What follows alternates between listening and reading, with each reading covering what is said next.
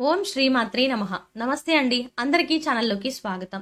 April 23 Chaitra శుద్ధ పౌర్ణమి హనుమాన్ జయంతి మంగళవారంతో కలిసి వచ్చింది. మంగళవారం అంటే హనుమంతుడికి ఎంతో ప్రీతికరం.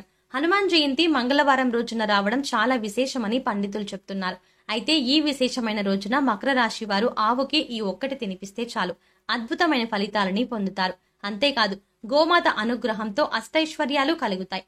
అయితే పరిహారంలో భాగంగా గోమాతకు ఏం తినిపించాలి అనే వివరాలను ఈ వీడియోలో తెలుసుకుందాం. కానీ అంతకంటే ముందుగా మీరు గనక మన ఛానల్ని ఇప్పటి వరకు సబ్స్క్రైబ్ చేసుకోకపోతే సబ్స్క్రైబ్ చేసుకుని పక్కనే వచ్చిన బెల్ ఐకాన్ నొక్కి ఆల్ సెలెక్ట్ చేసుకుంటే మేము ఇలాంటి వీడియోస్ అప్లోడ్ చేయగానే ముందుగా మీ మొబైల్కి నోటిఫికేషన్ వస్తుంది. ఇక వివరాల్లోకి వెళ్ళిపోతే, హిందూ పురాణాల ప్రకారం ఆవును కామధేనువుగా కొలుస్తారు. ధేనువు అనగా ఆవు, కామధేనువు అనగా అతి పవిత్రమైనది అని అర్థం. గోమాతలో సర్వదేవతలు కొలువై ఉంటారు. గోమాత వెనక భాగంలో లక్ష్మీదేవి కొలువై ఉంటుంది. గోమాతను వెనుక భాగంలో పసుపు, కుంకుమ, పూలతో పూజించడం ద్వారా సకల శుభాలను పొందుతారు. చైత్ర శుద్ధ పౌర్ణమి రోజున ఆవుకు ఇది తినిపించడం ద్వారా సకల శుభాలను అందుకుంటారు. అందుకే గోమాతను పూజిస్తే సకల దేవతలను పూజించినంత ఫలితం దక్కుతుంది.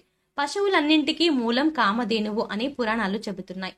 అమృతం కోసం దేవతలు, రాక్షసులు క్షీరసాగరాన్ని మదించినప్పుడు కామధేనువు ఉద్భవిస్తుంది. ఈ కామధేనువే పశువులన్నింటికీ మూలమని పురాణాలు చెబుతున్నాయి. అందుకే పురాణాల ప్రకారం గోమాత ఏది అడిగినా ప్రసాదిస్తుంది అనే నమ్మకం కూడా ఉంది. కనుక చైత్ర శుద్ధ పౌర్ణమి రోజున గోమాతకు ఈ ఆహారం తినిపించడం ద్వారా సకల శుభాలను అందుకుంటారు. అసలు హనుమాన్ జయంతి యొక్క విశిష్టత ఏమిటి? చైత్ర శుద్ధ పౌర్ణమి రోజున హనుమాన్ జయంతిని ఆ రోజు మాత్రమే ఎందుకు జరుపుకుంటాము ఇప్పుడు తెలుసుకుందాం. శ్రీరాముని యొక్క నమ్మిన బంటు హనుమంతుడు. రావణుడు సీతామాతను అపహరించినప్పుడు శ్రీరాముడు సీతామాత జాడను కనుక్కునే ప్రయత్నంలో అడవిలో శ్రీరామునికి హనుమంతుడు పరిచయం అవుతాడు. పరిచయమైన నాటి నుండి ఈనాటి వరకు హనుమంతుడు శ్రీరాముని విడిచి ఎన్నడూ ఉండలేదని ప్రతీక. శ్రీరాముని మాటను ఎన్నడూ హనుమంతుడు జవదాటలేదు. సీతామాతను కనుక్కునే ప్రయత్నంలో లంకకు వారధి కట్టడంలో హనుమంతుడి పాత్ర కీలకమైనది. అదేవిధంగా లంకేశ్వరునితో శ్రీరాముని యుద్ధ సమయంలో లక్ష్మణుడు అపస్మారక స్థితిలో ఉన్నప్పుడు హనుమంతుడు సంజీవని పర్వతం తీసుకువచ్చి లక్ష్మణుడికి సహాయం చేస్తాడు. ఈ విధంగా శ్రీరాముని యొక్క ప్రతి పనిని హనుమంతుడు నిర్విరామ కృషితో చేస్తారు.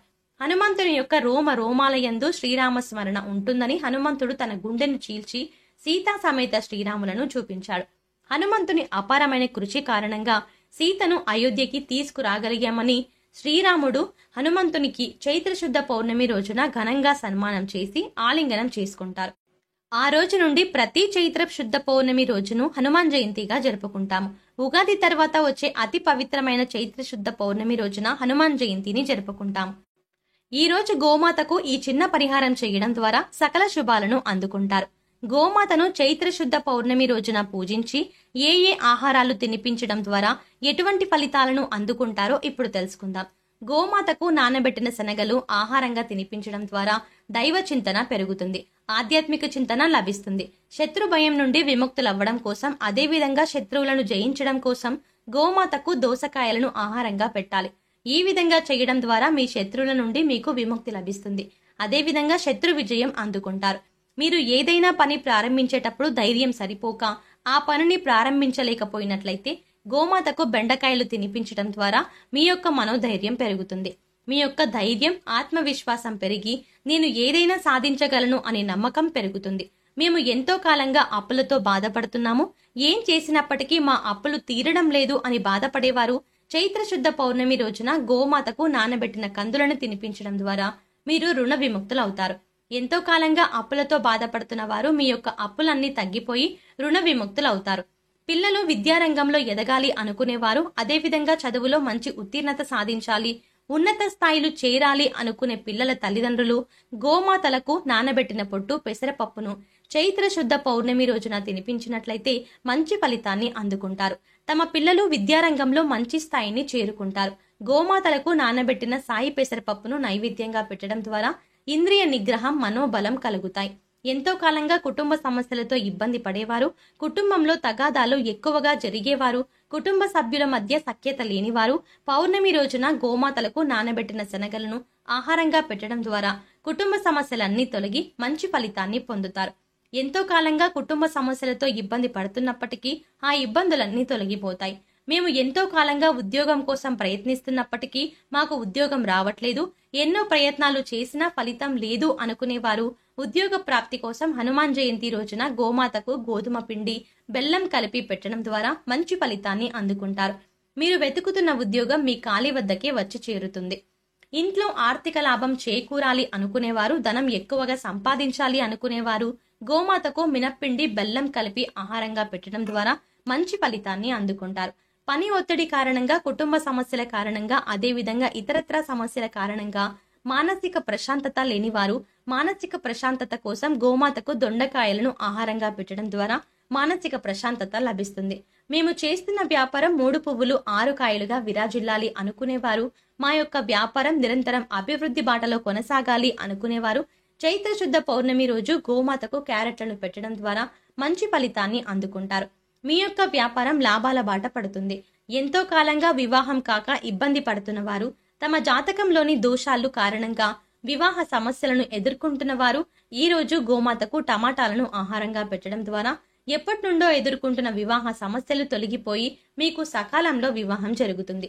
తాము చేస్తున్న పనుల్లో ఉన్నత పదవిని కోరుకునేవారు పౌర్ణమి రోజు గోమాతకు అరటి పండ్లు తినిపించడం ద్వారా మంచి ఫలితాన్ని అందుకుంటారు.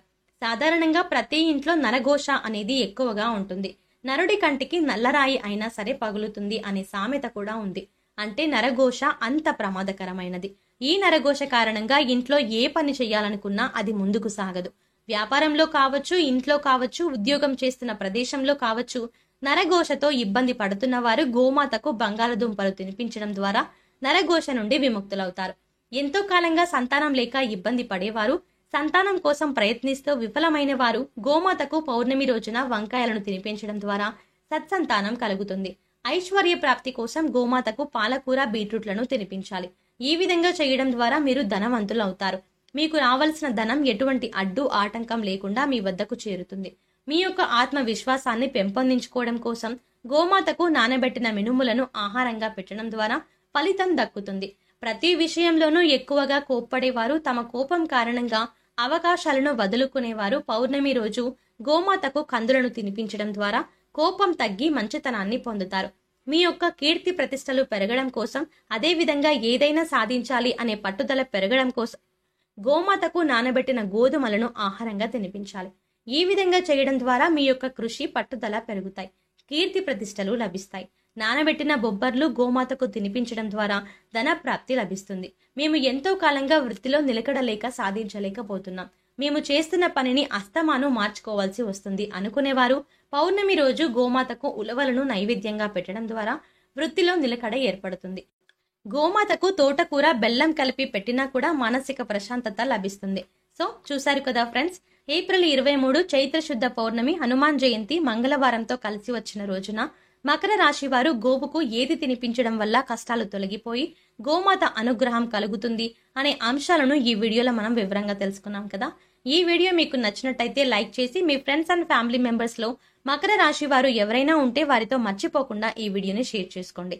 అలాగే ఇప్పటి వరకు మన ఛానల్ని గనక సబ్స్క్రైబ్ చేసుకోకపోతే సబ్స్క్రైబ్ చేసుకుని పక్కనే వచ్చిన బెల్ ఐకాన్ నొక్కి ఆల్ సెలెక్ట్ చేసుకుంటే మేము ఇలాంటి వీడియోస్ అప్లోడ్ చేయగానే ముందుగా మీ మొబైల్కి నోటిఫికేషన్ వస్తుంది. మరో చక్కటి వీడియోతో మళ్ళీ కలుద్దామండి. ఓం శ్రీమాత్రే నమః.